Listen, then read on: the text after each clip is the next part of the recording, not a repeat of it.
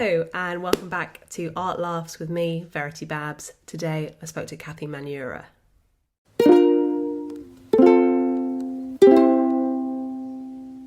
I'm here with Kathy. Kathy, please introduce yourself. Hello, I'm Kathy Maniura. I am a character comedian and art marketer, I guess, which sounds weird and kind of confusing, but I do marketing for Tate. You have picked a complete banger, which I'm sure we will be able to tie in to your own Yes. love. Do you see how? love for character and dress up. So why don't you introduce the piece for us? Yeah, so I have chosen one of the history portraits by Cindy Sherman, which is all of her work pretty much is untitled, so it's like very hard. It's called like number 321 or whatever. But I mean, I love all of her work, so it was kind of a bit of a stab in the dark just to pick one to talk about. But yeah, the history portrait series in particular I love, also because I studied history, so it's just really like marries a lot of things together. But basically it is a work where she is dressed up as like, you know what, I should have looked this up because I'm sure it's a specific historical figure that she's referencing, but like kind of Tudor-esque courtier, a man, and it's kind of like a pastiche of the sort of portrait that you might see in the National Portrait Gallery, and I love it. She's brilliant. She just managed to transform herself in so many completely irrecognizable ways. Yeah, it's interesting because she doesn't actually very often do men. Yeah, I suppose I should say so. Yeah, Cindy Sherman is like a photographer, I guess you would say, who all of her work is self-portraits, but as different characters, and they're just mesmerizing. Like if you see several in a row, like it feels very hard to believe, as you say, that they're all the same person. And she thinks so carefully about like creating very specific characters and kind of telling a story, or at least suggesting a story in a single image. But kind of in it, they're always a bit weird, or like some of them are quite unsettling, or some of them are just strange. And it's really interesting watching interviews with her, but she's very much like, it's sort of up to you to look at it and be like, what do you think is going on? Which I love. That's interesting. I think like a lot of people who are sort of character playing have that sort of kind of enigma thing going on. So like Bowie talking about his characters, it's very much, well, like it's its own thing. There's not, I can't impart that onto you kind of vibe.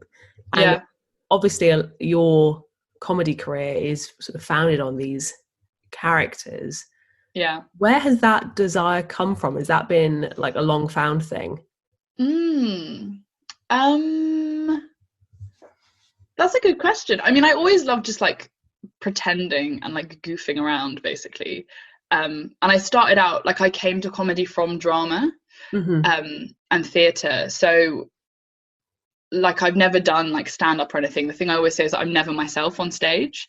And I just love kind of, it sounds a bit wanky, but like getting lost in a character, and to me it gives me like more confidence and more freedom on stage, because you're kind of like, it's not me, it's the character, so you can like maybe get away with more, but also like it makes me less nervous, because like if it's not going well, I mean it's still awful if it's not going well, but to an extent there's a degree of removal where you're like, oh, they don't like this character, or they don't get this character, or whatever. It's not me. They haven't got anything against my personality telling this story about something that happened to me. It's incredibly personal anecdote or whatever. So I think, it comes out of like, I feel like a lot of kids do it, maybe like play dress up, and me and my friends on play dates, I remember like when I was really young, would make up a narrative for like the whole play date. We would be there for like 4 hours, and it'd be like, okay, we're orphans, and our parents have died or whatever, and we would just be in character for like 4 hours and just totally get like lost in this world. And I guess it's just, and I think that's very common, and I think it's just like not letting go of that. Like I've never grown out of that, and like me and my comedy partner just still do that. We'll just like sit together and be like, what if this, and like try stuff out, and it's just so fun. like you say, there is something about being in character or doing something kind of surreal where at least you can kind of say, well, like, they don't get it. And that's quite an arty thing. Yeah. That's quite an artist thing of, yeah. Okay, so I haven't drawn this figure like how figures look, but it's not really important. The important thing is that, and I think it's that almost like loftiness in art that can be pretty inaccessible. But in comedy, that almost becomes more accessible because the characters are kind of every man, if that makes sense. Hopefully. And and that's the thing is like one of my, I guess it's a similar like art comedy crossover, like The Mighty Boosh is one of my like, what's the word, like benchmarks, I guess, or like one of the things that really like formed my sense of humor.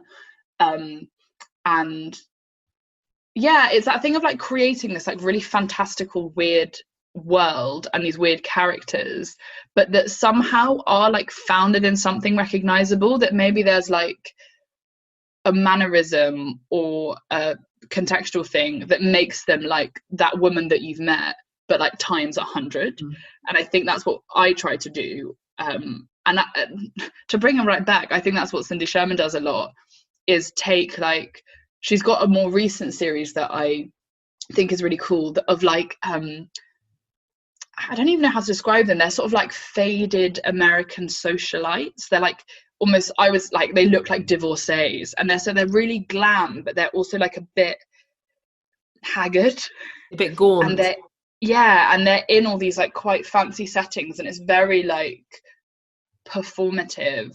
You look at them and you're like, I know exactly like what you're referencing, but you've kind of taken it to an extreme where like maybe the like highs and the lows are more pronounced, and there's like prosthetics and whatever, and it's amazing. Like you said in the beginning, she manages to capture kind of a whole narrative in this one image. And that thing about the grotesque is that it's odd how relatable it is, because if you think even back to kind of children's fables or whatever, these characters are never super relatable. They're always kind of, especially when you think about these like really grim sort of Dutch fairy tales where it's like, this little boy never stopped sucking his thumb, so he was murdered by an axe. But this thing of, they're always these super grotesque characters of like you say, these extremes, but there is something in them that we can all kind of latch onto, of that like, the idea of vice or the idea of laziness.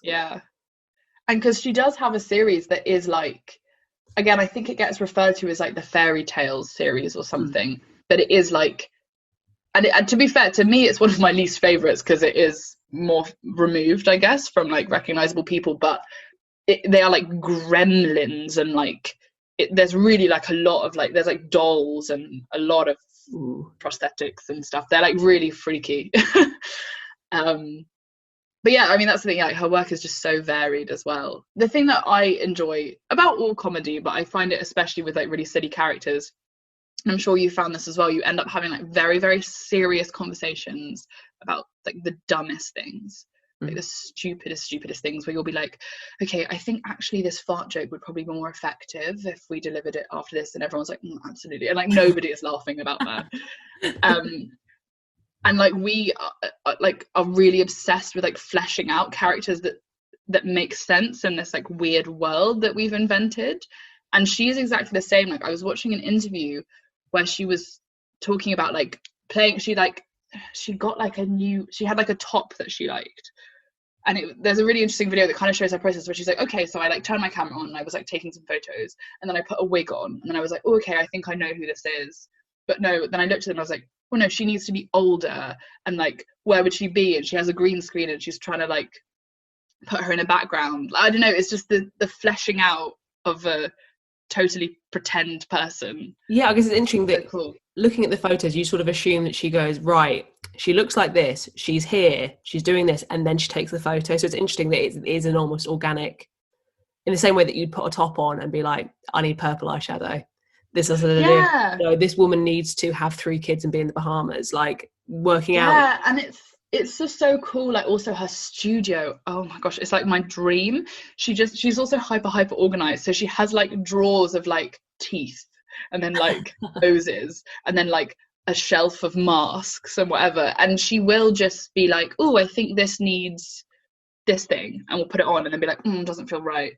And I think like, yeah, I do the same. Like sometimes, often a character comes from like, you know, like a, you know, like a vocal thing a person does, or like a silly thing someone says. But sometimes it will be like a wig or like an item of clothing you find in a charity shop where you're like, and it'll be like a silk cape or whatever, and you're like, okay, who wears this? Like, who is the character that this cape is? Even this conversation is very exciting. Like, I'm thinking, like, who is it? Who is it? Yeah, but and sometimes it's like such a happy accident. Like, I was doing this the other day, I was goofing around and I like put on a wig and was wearing like a certain dress, and it just so happened that the specific combination of that wig and that dress told like a certain story. Like it, like you suddenly were like, oh, I've never seen this in this wig before, but this is like a middle-aged mum who's like, I don't know, it's just really fun when that happens. That's amazing. And so you said earlier about studying history, and was an interest in art already there, or did history allow you sort of a gateway? Because I remember at university, the students who studied history who secretly wanted to be studying art history, there weren't very many kind of paths out necessarily. It's kind of a funny one, because I have sort of like stumbled into art by accident. Like I've always loved the visual arts, but never studied them, and never actually felt driven to, like, just have always been, I've always had like a sort of casual, would go to exhibitions, enjoyed it, but never felt like it was my specific thing, I suppose. Yeah. And ended up in this job at Tate through working in advertising first and then going into marketing at Tate. And again, even when I applied, it was kind of like, oh, that would be really cool, but I wasn't like wedded to it or whatever. And actually now doing it and being so much closer to it, I absolutely love it. So it's kind of like, I've always really loved art, but I think, and maybe this is just a problem with art generally, but I felt maybe I didn't have the experience or the knowledge to like talk about it. Like I don't know, I think I always was like, oh, I enjoy going to exhibitions, but art history seemed very like complicated to me, and the art world. Yeah, that's the thing. I wonder when that wears off, because I've got an undergraduate degree in art history. I wouldn't say that I am an expert in, I like this because I tell, the guests, you don't have to know anything. And that means that I don't have to know anything either. Yeah. And I wonder when, if I did a master's degree, would I then feel happy to say, no, you should listen to me, I know what I'm doing. Like, I wonder whether that ever wears off. Yeah. What I have found, and I don't feel like I'm an expert at all, but what I have found being on like the inside of a big institution is it's more realizing that like everyone is kind of just expressing their opinion. Like there is no one thing to know about the art. And I think it speaks volumes that it was only when I was like working at Tate that I felt able to like talk about art in a knowledgeable way. And it's not that, I mean, I do know more because I'm surrounded by it, but it's more realizing that, and we try and say this a lot, and I don't know whether it gets out there, but like anyone is entitled to their opinion on a piece of art. Like I think, and I felt this a lot before, you feel like, oh, I don't know if I quite understand that enough to be able to say whether I like it, or like maybe there's something I didn't get, and you're just, I don't know. I was always super cautious with that. And actually like getting into it, it is very like, oh no, everyone is just, it's gut reaction, right? Like that's kind of the point of art. And you don't actually need to know that much. I think that's the secret. That's what I've realized on the inside, is everyone kind of just has their opinion, and everyone disagrees, even at like a senior level, like the artists and the curators and whatever. It's just kind of funny to see. Yeah, exactly. And regardless of kind of how much you know academically or whatever, I honestly think that of all the things people have had on the show and like the pieces they picked, I love Cindy Sherman, but I would not want this in my house. Ooh. Controversial. Yeah. And that's the thing that I try to get across in the videos is, if you really like that painting because it's massive or because it's blue, that's absolutely fair. But equally, I really am finding this quite off-putting, and I think maybe it's the colour combination, but you can equally really not like something and not really know much about it. And that's the other thing that is kind of a privilege of the job that I'm in at the moment, is in order to do the marketing, like, we have to know quite a lot about all the exhibitions and the displays that we're promoting, and there's a lot of stuff that to me at like a gut aesthetic level doesn't appeal. But when you're sat in a meeting with like the curators or sometimes the artist, my gosh, what an excitement, and they're so passionate about it and they're explaining it to you, like, again, even if you wouldn't like buy it or pay to see it, you start to be like, oh no, you know what, I get that, and I see the value in it, even if I don't like it. Like, and I've had this with a lot of contemporary art. Like, there's a lot of stuff that is more conceptual. Again, maybe it's because I studied history, so I'm more familiar and comfortable with like old-timey painting. That a lot of like the stuff that's in the Turner Prize normally, I'm just like, I don't know. And then when somebody sits with you and like explains it and it's like, isn't this amazing, isn't this so clever, even if you still kind of hate it, you can be like, you know what? Play. Yeah, fair play. You've thought about that. You're trying to say something. Well, yeah, I work in arts, contemporary arts sales, I suppose, and there's that thing of people who send in their artwork to be featured. I have the sort of power to go, no, I don't like that, so you're not going to be featured, or you're not going to go to the next stage to see whoever. And a lot of that is kind of gut feeling.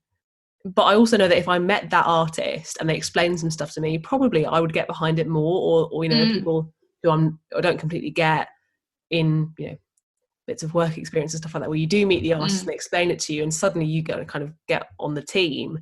But there is still a gut reaction for a lot of things where I'm like, I'd put it somewhere other people could see it, but I wouldn't, you know. And that, I guess that is funny though, like, is because I do that a lot. Sometimes I'll go into a gallery and be like, okay, which one do you want in your house? And me and my friends will be like, I always do that. I love that. It's so fun, just window shopping. Yeah. But like, sometimes the things you like the most aren't the things that you would have in your house. Like, it's just interesting you said that, because I'm now thinking like, would I have a Cindy Sherman in my house? Like, they're intense. I'd maybe have like a small print in like my loo.